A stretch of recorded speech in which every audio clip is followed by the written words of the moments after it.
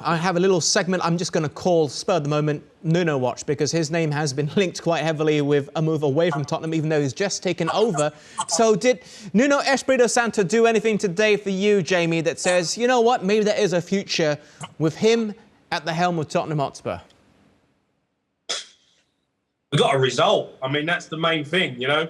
It's a results-based business. You've got to get results. Am I convinced with Spurs yet? No. You know, I think he still doesn't know his best 11. I would have liked to see him make a couple of changes. Ndombele looked like he was dead on his feet after an hour. Left him on for another sort of 15 minutes. You know, I think you just got to be a little bit more ruthless with his tactics and understand what is his best side. But we did play on the front foot. That was a plus, and we kept going. So it's a stepping stone. I think there's still loads to improve on, loads to get better at. But that's a big result against a good Villa side.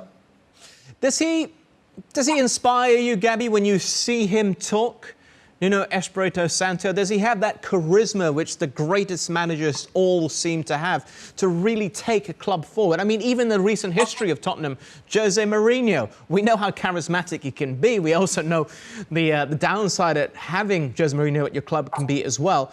Mauricio Pochettino could be charismatic when he wanted to be. And you look at someone like Klopp and Guardiola, they have that sort of X factor.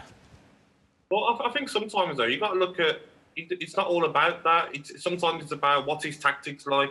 Does he make the right sub at the right time? Like Ndombele, for me, could have come off earlier today and maybe brought Gill on earlier. That's what you want to see from top managers. Like Brendan Rodgers over his career, he's not one that's in the media and coming out with quotes. He just knows the right team to play, the right subs, the right tactics.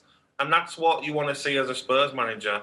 Spurs fans don't want to see someone that, you know, is very talkative in interviews or does things like that. They want to see a manager who knows the right tactics. And, Jamie, when it comes to getting the players on side, do you think they're buying into his way of thinking, the way he wants to play football?